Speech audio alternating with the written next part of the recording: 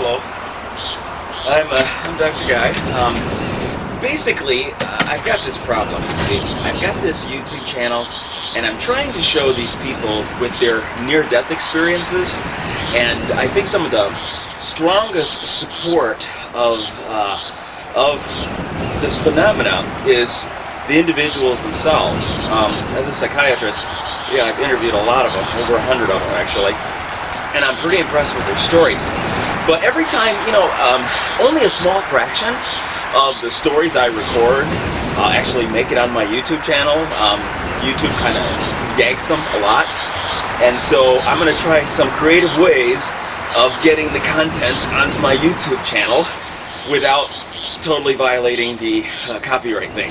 So what I'm doing is I'm adding extra footage to the clips, and by adding my own footage, I'm hoping that they'll let me keep the content on the programs that I put on my YouTube channel. So anyway, I brought my flat screen TV out here in my backyard so that I can show you my YouTube stuff. Okay, so these are basically clips from I Survived Beyond the Back, and hopefully with the extra material here, they'll allow me to keep it on the channel. So here goes.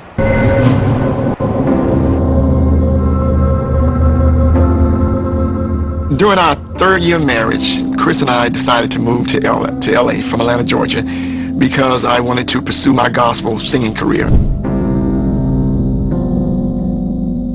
You get a job, you work, you pay bills, and on the sideline I would pursue what I do as far as singing. I would go into the studios on the weekends, at night, whatever it took to do to finish up my albums.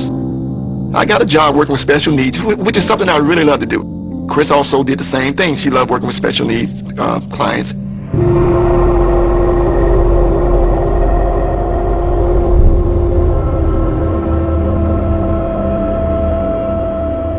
That night, I had a feeling that came over my body that I couldn't shake it off. I just know something bad was about to happen. When I pulled up to the house where she works, bullets began to ring out of nowhere. It was dark, so I couldn't see who was shooting. It was all dark down the street and all that stuff. The first bullet hit the front, radiator area, and then another bullet hit my door. Pop! I heard it hit the door. I just slammed the gas to get out of there real fast, and I pulled off as fast as I could, and I heard a few more shots and it stopped. And I kept going, and I went around the corner. That's when I had to pull over because steam was coming from my radiator. The back tire was on flat, like I said, the radiator was shot, and I saw this bullet hole in my door, and I'm like, oh my God. Then I thought about Chris. Usually when Tony pulls up in front of the facility, I comes out. For that particular night, I didn't come out the house for some reason. I guess God hold me inside the house. What I thought I heard was firecrackers, and I saw my husband pulled up, came walking and knocked on the door, and I opened the door, and he told me, he said somebody had just shot at him and shot the vehicle out.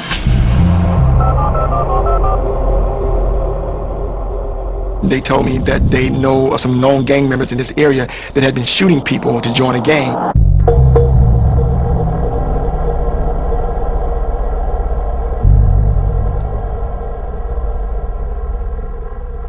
Just can't believe that my Jeep just got shot up, I'm like, man, this is my baby, my Jeep, shut up. And I'm looking around the Jeep, I'm looking at the tire, the holes, and I'm like, wow.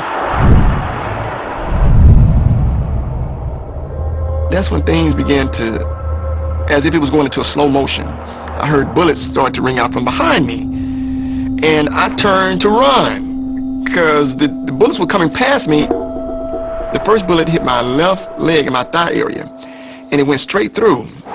And two more bullets followed, hit the same leg, and I kept running. And I ran as far as I could, and I fell down beside my Jeep. Bullets started to ring out some more. Another bullet hit my right thigh area again. Another bullet hit the ground and came up through my leg. And I sat there with my legs up like, I can't believe I just got shot.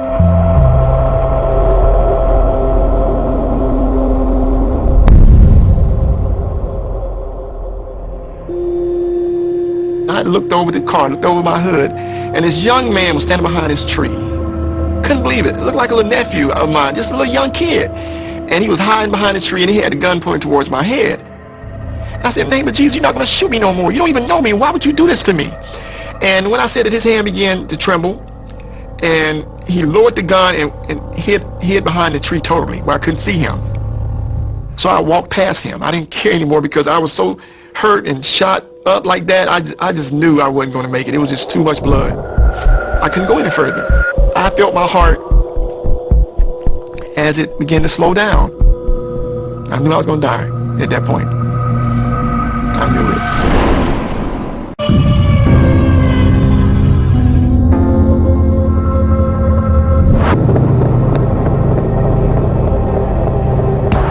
It was like steel iron just being jabbed through your body, and it was going straight out. When it comes out, it pulls something out with it. It just felt like it was just pulling my inside out, as it went through. I heard 5 bullet shots.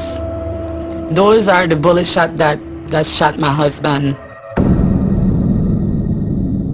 I was in kind of a dark area, and I just began to walk towards this, like the street light was more brighter down the street a little bit. So I began to walk towards this lighted area when I was trying to get to some light, hoping that maybe someone would see me because there was no one around. And I walked as far as I could, and I just fell down to the ground. At this point, I knew I was dying. I knew because my heart was slowing down. I felt my heart slow down with the beats, with the rhythm. And every time it would beat, boo-boo, I would feel blood coming out of my body. My body began to feel cold. I began to feel this loneliness, this darkness, this all by yourself. Nothing is there. No one, not even God. I just felt alone. I felt my heart slow down, slow down. I felt it when it totally just began to come to a complete stop. At that point, I knew I was dead.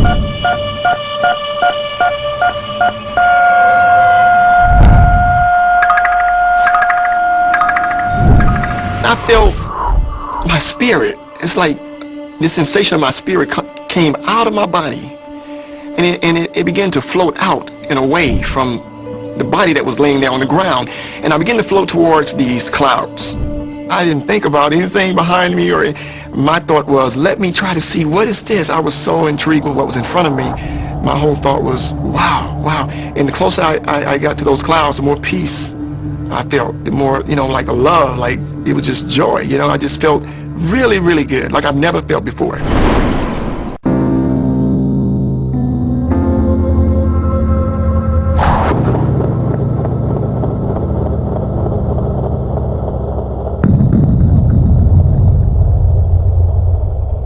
I saw my husband laid out on the floor, on the ground, with nothing but a pool of blood. He was just laid out in his blood, and the ambulance was already there. They had already cut off all his clothes. All he was in was his underwear.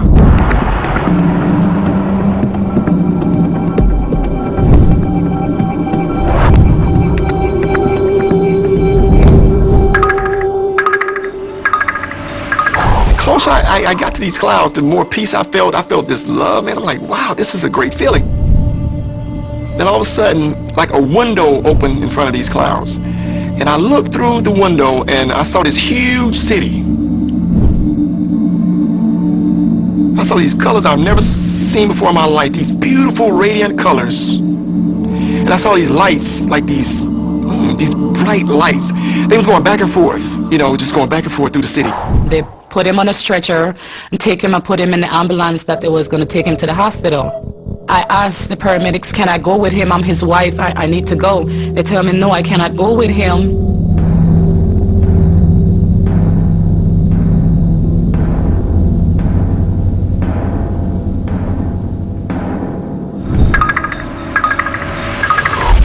I saw shadows of people through the city.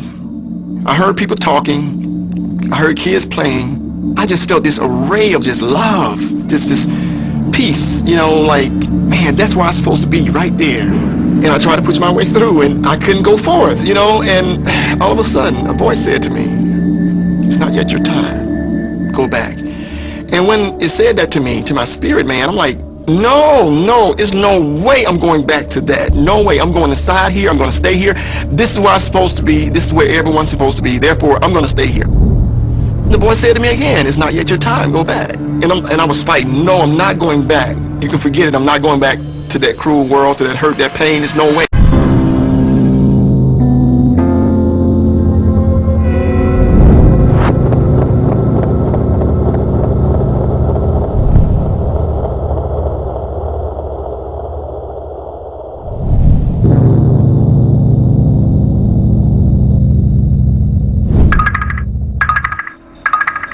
The voice said to me, it's not yet your time. And I'm fighting, no, please, going backwards.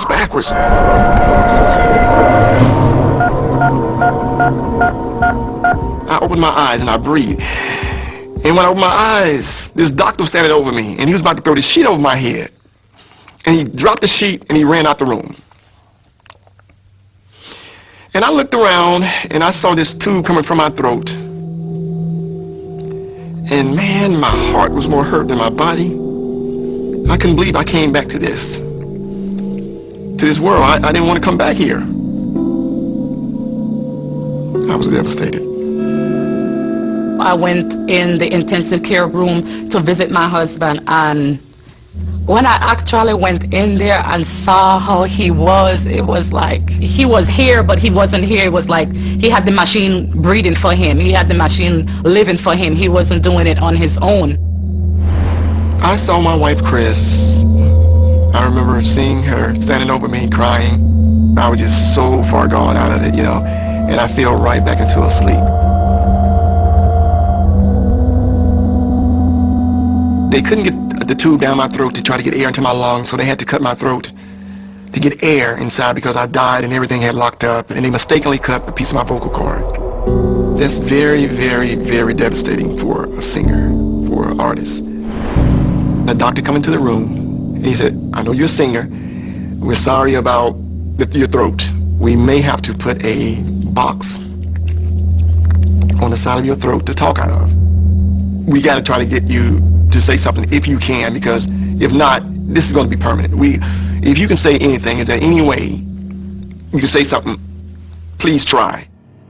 And I began to just take a breath. Jesus, help me through this. Help me through this. And I began to breathe. And he said, you're going to be all right. And he took a needle and thread, and he began to sew that hole up right there. He sewed the hole up. And I said, oh, thank you, God.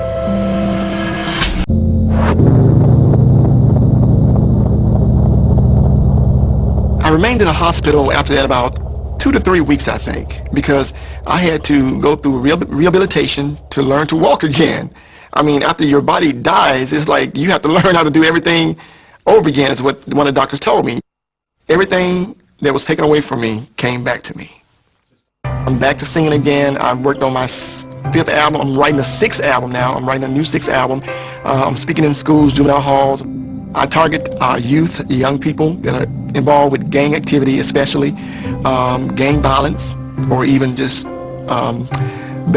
outright bad kids, as they say, to try to change their lives around and know that you are special, that you can do better than what you're doing, and you can be an asset to your community. And man, I'm telling you, I've seen a lot of lives change over the years since I've been doing it. It actually been working.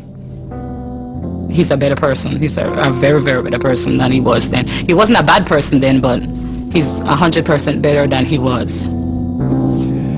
This has changed my life by increasing my faith even more. I mean, there's nothing that you can tell me about, when someone dies, that's the end, that's it. I totally disagree.